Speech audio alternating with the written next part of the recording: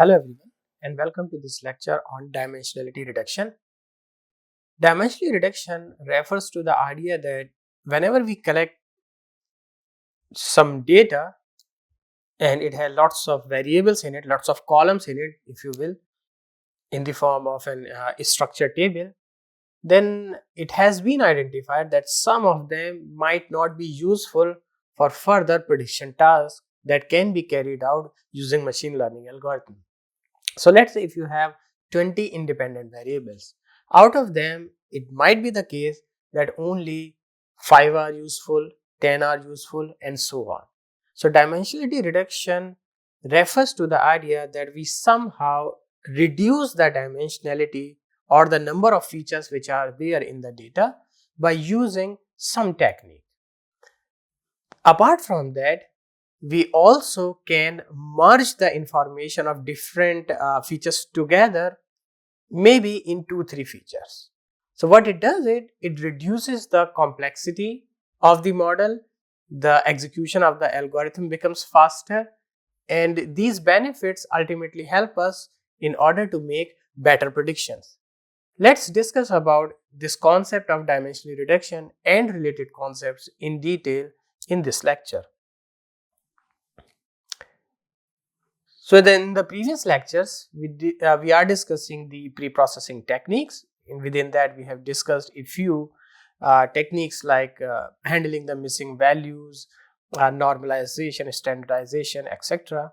We also discuss image processing tasks for using different pre-processing techniques that can be applied on images, such as we can do the image rotation, we can do the cropping, flipping, and many more.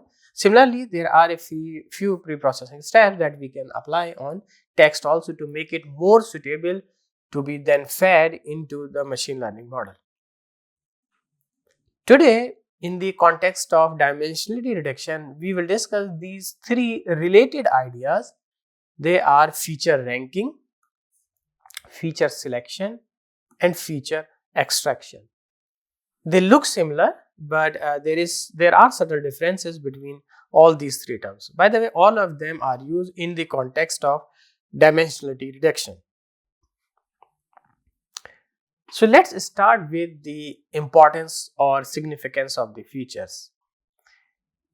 When we collect data for certain tasks, what we do that at the initial stage, we collect all the data related to all the features to whatever we have access to. Okay, at that point we do not decide much that this feature is going to be useful later on for some prediction task or some analysis task. We do not make that assumption earlier. We just consider all the features and we just start collecting the data. Later on, we might identify that some of them are completely irrelevant. They do not affect much the reasoning or analysis of that data. Let's say if we have some data, then often there is a column, let's say a serial number, which is 1, 2, 3, or ID maybe, and so on. Obviously, it is just there to give numbering and ordered numbering to the data, but it does not affect the decision making. So this attribute here is an irrelevant attribute. It might be the case that some features are less significant or important than some other features. So identification of this relative importance of the features might help us in better decision making. That's why the analysis of individual features is important in many data science related tasks. And of course, doing this kind of analysis and coming up with the relative significance of features can help us reducing the dimensionality, overall dimensionality of the data. So obviously, if we have, let's say, 20 features and we somehow reduce it to the 5 features only, then it will reduce the overall complexity of the algorithm. Let's take one example to understand this concept in a better way. Let's say we have these two independent variables, x1 and x2, and this is some y that we want to predict on the basis of that. So this is an example of classification problem. We are given the input independent variables. We want to predict what is the output is going to be in terms of yes and no. That's why it is a classification task. Now, if you analyze this data, then you realize that in this specific case, x2, that is brakes applied, is an irrelevant attribute. Now, obviously, why this is the case? Because you can see that whenever the speed of the vehicle is 80, then the corresponding answer is yes. And whenever the speed is 40, then the corresponding answer is no. So as you can see that in this specific case, only on the basis of speed, we can predict the value of the accident, either is going to be yes or it is going to be no. And this column here, this feature here, brakes applied, does not even count in making a better prediction. So brakes applied here is an example of irrelevant attribute that can easily be discarded from this data set without affecting the performance of the algorithm or of the model. So this does two things. It helps us identify the relative importance of the features, as well as we have now reduced the dimensionality of this data, also making the overall execution fast. Now let's talk about these three terms that I mentioned to you earlier: feature ranking, feature selection, and feature extraction. Now the name might give you some idea. Let's start all of them, start discussing them one by one. So feature ranking is a process where features are ranked based on certain criteria, such as their scores in some statistical test or their importance derived from machine learning algorithms. There could be various ways, but the goal is to identify which features are the more important or relevant to the prediction task. That does not necessarily reduce the dimensionality of the data, as it simply orders the features by their importance. So maybe if we have, let's say, 5 features, F1, F2, F3, F4 and F5, and we apply some statistical measure of relevance on it, we identify that out of them F4 is the most important one, then comes F3, then comes F5, then comes F1, and maybe last F2. So this is the ranking of the feature. This stands at rank 1, rank 2, rank 3, rank 4 and rank 5. So knowing the relative importance of the features and arranging them accordingly according to their ranks is called feature ranking. Once again, it does not reduce the dimensionality of the data. On the other hand, we have the concept of feature selection, which refers to the idea that we are now looking for a subset of relevant features out of the total number of features that can be used in machine learning tasks. What it does is it reduces the dimensionality of the data by removing irrelevant or less important features, which can help in improving even the model performance. So there are many techniques for the same, but famously in feature selection we have broader categories like filter methods, wrapper methods, embedded methods and so on. So let's say in feature selection you have total 5 features and you want to reduce the number of features to 3. So one of the approach that we can do is we can apply some statistical measure to know the relevance of all 5 measures, as we did in the case of feature ranking. And let's say we get this ordering like this. Since we want to keep only 3 features, so what we can do is we can discard F1 and F2 because they come last in the relevance of the features. Accordingly, we will keep only F4, F3 and F5. Whenever we calculate the scores related to feature ranking or even feature selection, they usually give you some numeric value in order to tell its importance. So if the values are usually greater, as we'll see later on, then they are considered better, and the values are smaller, then it means they are not so useful.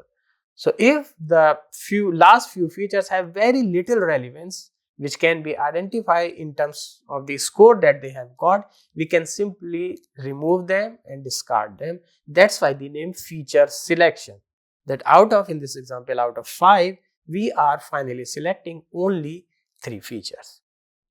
Finally, feature extraction. Feature extraction is a process of transforming the original data into a reduced set of features. This transformation is conducted in such a way that the new features capture the most significant information of the original features. This often involves the creation of new features by combining the original features. Techniques for feature extraction include famously principal component analysis, or PCA is a famous technique. We also have this linear discriminant analysis, LDA, and there are some others also. So let's say, what do we mean by feature extraction with the help of an example? Let's say, once again, I have 5 features.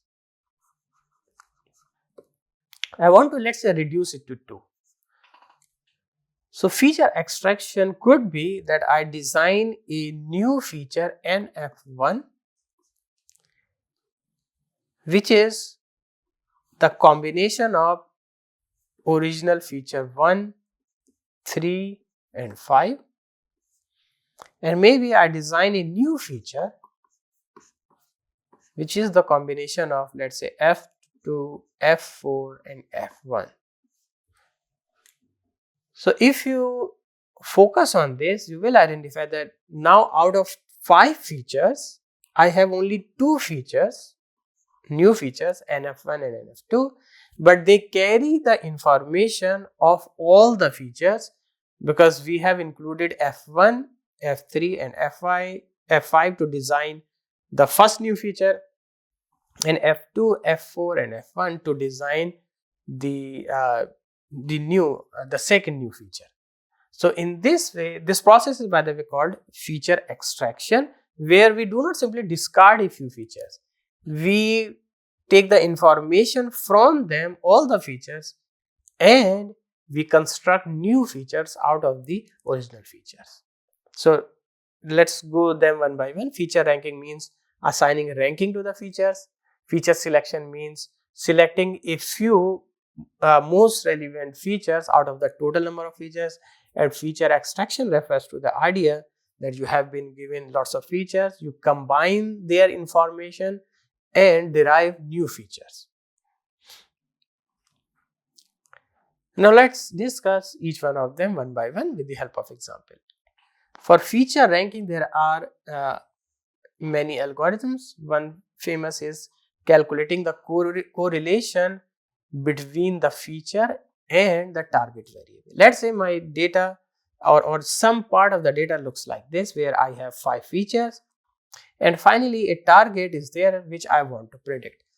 What I will do is I will calculate the correlation, to be specific, Pearson's correlation between feature 1 and target, feature 2 and target, feature 3 and target, feature 4 and target, and feature 5 with my target.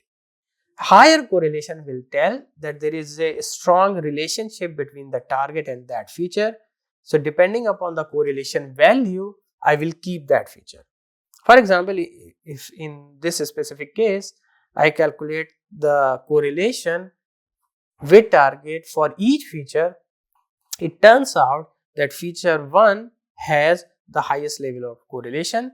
That's why I am assigning it the value or rank 1. Feature 5 has the second highest correlation with the target. That's why rank 2. Feature 4, third, and 5th, like this. So on the basis of the correlation with the target, which suggests that a specific feature has a stronger or lesser correlation or dependence with the target, we can assign values or ranks to these features. In the case of feature selection, let's once again we calculate the correlation. It turns out that this is the correlation. So feature 1 is rank 1, 2, 3, 4 and 5, and I want to keep only the 3 most relevant features.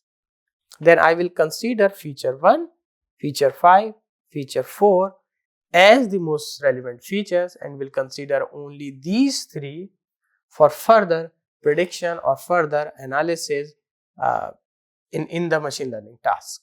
So here we are reducing or selecting only a few features. That's why we call it feature selection. Then we have for feature extraction this very famous algorithm called principal component analysis. What it does is it takes your data with features in it, and it generates the new unrelated combinations of the existing features. We call them principal components. So it involves mathematical operations to be applied on your data to calculate these principal components. The number of principal components is usually less than or equal to the number of original features that are there in our data, and there is an ordering within the principal components as well. So the first principal component has the largest possible variance, which means that it contains the maximum information that was there in the original features, and the second principal component is second in that order, and then comes third and fourth and like so on. We call them principal components, and it is important to note that they are orthogonal to each other. That is, in a high dimensional space, they are at 90 degrees to each other. Now, calculating or applying PCA is a mathematically extensive task. It requires first applying standardization on the data, then computing the covariance matrix, then calculating the eigenvalues and eigenvectors. Eigenvectors are, by the way, the principal components, and then we sort them and select the relevant principal components. But implementing PCA with the help of inbuilt libraries is very straightforward. So maybe if we supply this kind of data to PCA with 5 features, it can give us only 2 features which are made up of these original 5 features. So PC1, which represents the principal component analysis 1, has some portion of feature 1, feature 2, feature 3 and so on. Similarly, PC2 also has some combination of all these features combined. So reducing the dimensionality helps us in many ways. It might improve the performance, and it at least reduces the running time of the algorithm or the machine learning task, and it, as I told you, affects the performance. And this kind of dimensionality reduction using PCA, using some feature selection, is very common in machine learning tasks. Now we will see how we can implement some of them using Python libraries.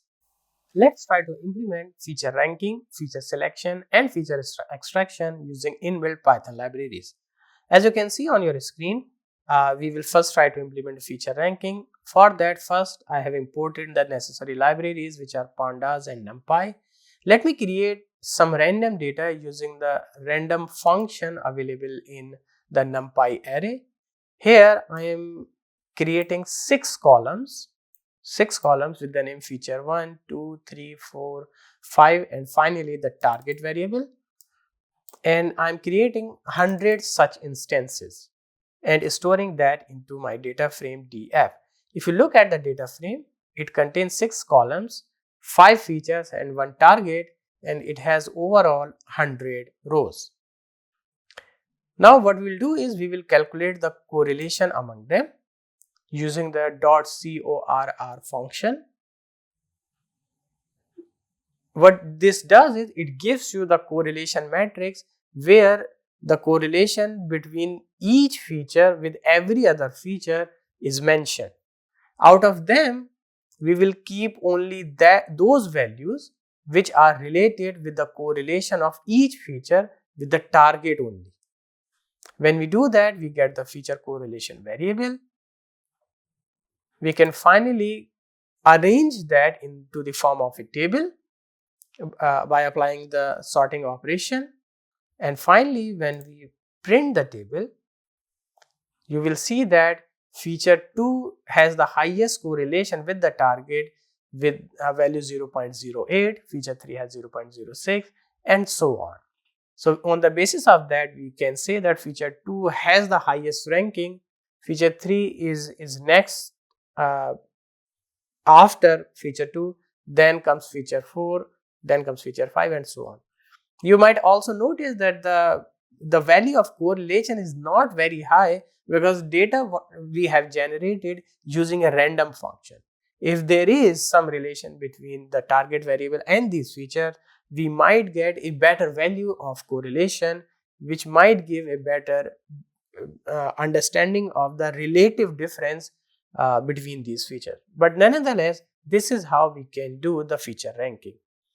Now, if we want to apply feature selection to it and we are interested only in keeping, let's say, the top 3 features, then of course, in this specific case, that is going to be feature 2, feature 3, and feature 4.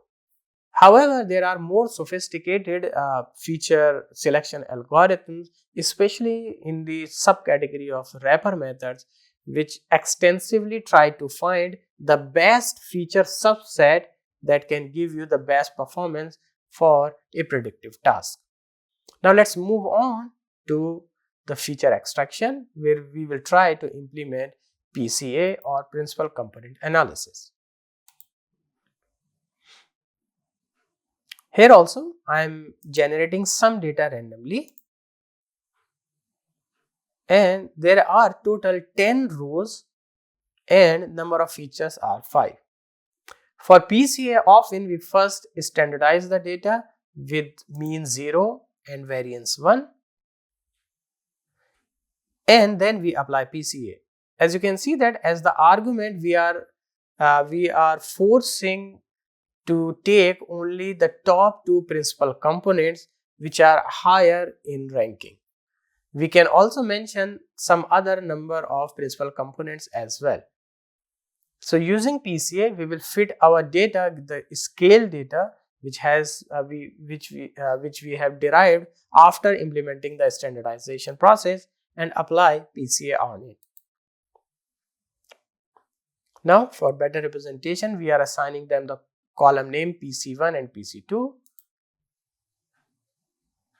and finally we can display those. So out of the 5 features having different values, we have extracted their information and arranged them only into the form of 2 columns, PC1 and PC2. So this is how we can apply the feature ranking, feature selection, and feature extraction for dimensionality reduction. So this is all about this lecture. Thank you.